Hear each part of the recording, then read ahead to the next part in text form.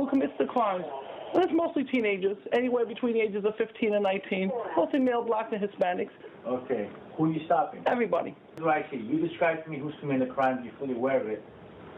We're not targeting those people. I'm targeting everybody. Two male blacks. Whoever's out there.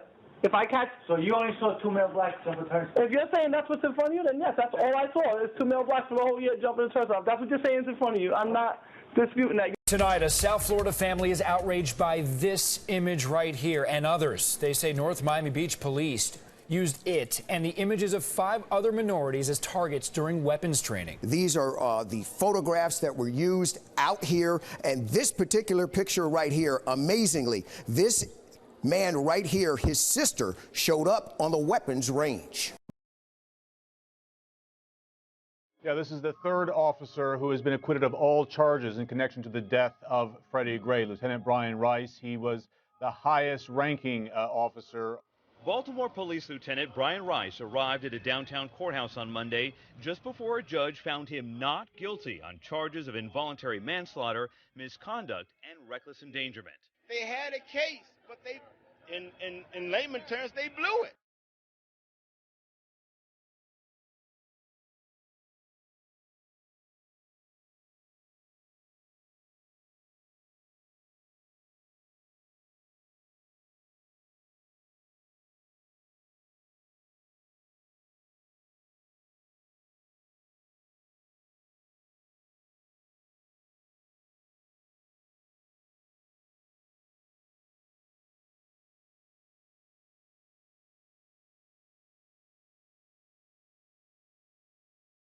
But I just have to push back slightly. We don't have a vicious cycle of black men shooting at police. I think that's very dangerous rhetoric. That is not what happened. What we have are 2 instances of tragedy in this country. We're still sorting out. One is very fresh. One happened last week. We know that was a very disturbed individual. Holy shit. Another officer's down around the corner over here. America's 2nd fatal police shooting of a black man in 2 days has sparked outrage in the country. Philando Castile was shot after a traffic stop near Minneapolis. It sparked protests outside the Minnesota governor's headquarters. In Louisiana, several hundred people gathered at the spot where Alton Sterling was killed by police on Tuesday. Video appeared to show him being pinned down and shot several times.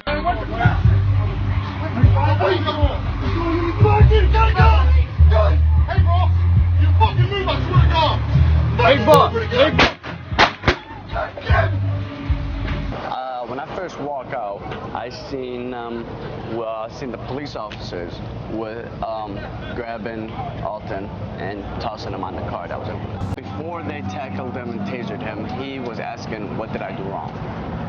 What's going on? What did I do wrong?" And the officers, how would you describe their tone and their behavior? They were very aggressive.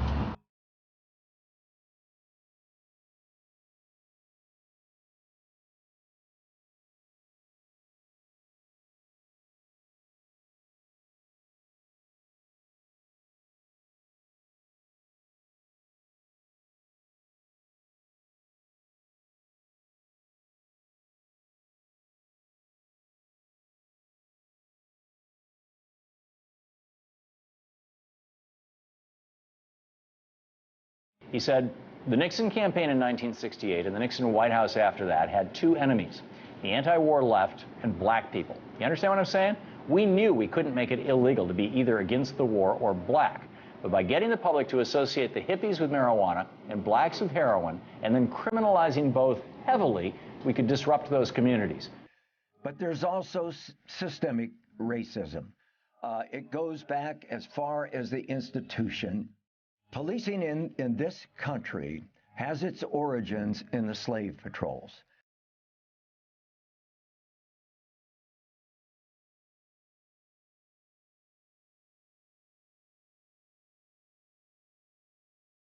And from decade to decade, generation to generation, there are still police officers in this country who act with superiority, who act in a very authoritarian, very dominant way. This is very important. I wanted to let y'all know, because if anything happened with me, because I'm an alpha male, I stand up, I stand firm, and I stand for mine. I just want to let y'all know, don't affiliate me with nothing. I'm not affiliated with the Black Business School. Even though I might promote their business or something like that, or any of my friends, any of my associations, those are just associations. I'm not affiliated with it. Yeah, I was also a Nation of Islam member. I'm not affiliated with it. Don't affiliate me with the money team. Some happen, they be like, well, yeah, we was with Floyd Mayweather. No, don't affiliate me with nothing. Officers were killed as they responded to a shots fired call, but Danville officers say the ambush attack won't change how they respond to dangerous calls.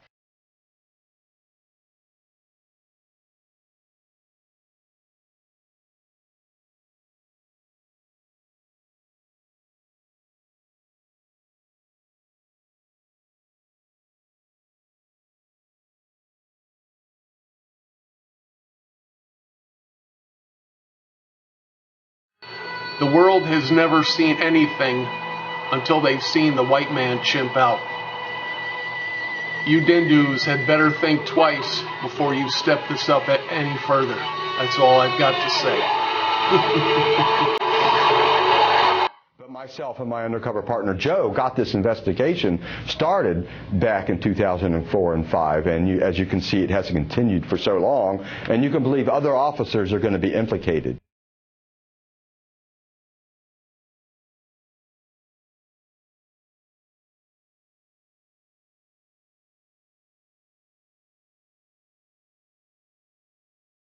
The flyer says, "White lives matter. Our lives matter too."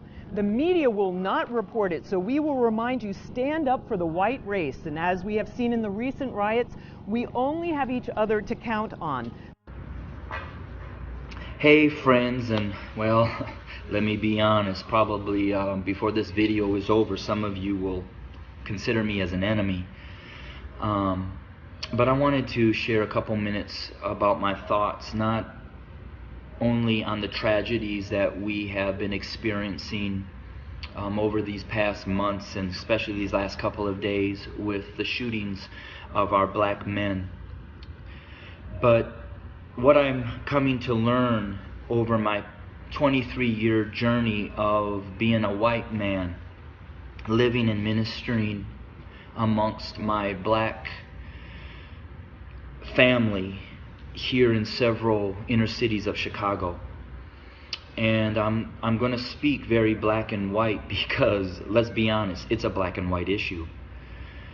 I want to take you to the book of Exodus, chapter 1, and I wanted to share a little bit of what took place prior to the rise of Moses.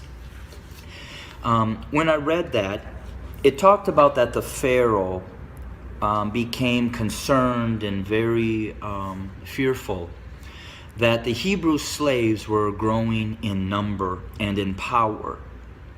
So in order to maintain their oppression, he put upon them great labor. He put upon the Hebrew slaves cruelty to keep them down. However, they still grew. And so he brought together some midwives, and he instructed them that when a Hebrew boy was born, kill him. Well, these midwives did not follow, and the Hebrew slaves continued to grow. Eventually, the Pharaoh became so hatred and towards those Hebrew slaves that he made a decree. He put out an order that male baby boy Hebrew slaves were to be killed by casting them into the Nile River. Let's look at America. We brought blacks into this country as slaves. We never intended them to be anything other than a slave. But they began to grow in number and in power, and eventually they fought their way to some freedom. So we became even more cruel, and to keep our black Americans down, we lynched. But yet they rose. So then we used the welfare system, the criminal justice system, to keep them down, to contain them, to destroy them. But yet they rose and they're rising. Then we built prisons and jails to hold them, yet they rose. And so now we are doing exactly what the Pharaoh did at the end, sending out a decree, kill them. So until we admit that when we wrote this Constitution that all men are created equal, that we never intended to include our black brothers and sisters, our nation may end up facing exactly what the Egyptians faced when they refused to let God's people go. So I'm going to say this to my white fellow Americans, that the bloodshed that is on its way is not on the hands of our fellow black Americans, but is on our hands. We are the ones that are refusing to let God's people go. We are the ones that are refusing to acknowledge that we do not value our black brothers and sisters as equal individuals or equal Americans as us white men. And to my black brothers and sisters, the racial issues, as I've said, have been there from the very foundation. But why do we see it more?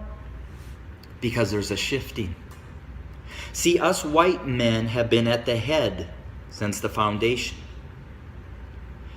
But we've had a black president.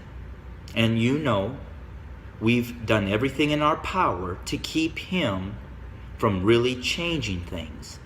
Now we have another minority rising to the top, a white female. What does that say? Those of us who are white men who have been at the head are now starting to see and fear that we are going to become the tail. And we know what we've done to you. And so now we're fearful that you're going to do to us what we have done to you. But I will say this. I've lived in a black community for 23 years. I've never been treated the way that this country has treated my black Americans. So I call out my white Americans to say we better heed, repent, acknowledge, and change. Because if we don't, I just want to again say this. The bloodshed that we will experience is on our hands, not the hands of our fellow black Americans. I welcome your comments. I welcome your feedback. Hit me up on Facebook or go to my webpage at www.studio2911.org. Again, that's studio2911.org. I don't necessarily know the answer, except for us white Americans need to repent, acknowledge the lies that we have taught, acknowledge our value system of equality. It is not here, and it does not include our black brothers and sisters. And we need to change, and we need to change now. Thanks for your time. Bless you.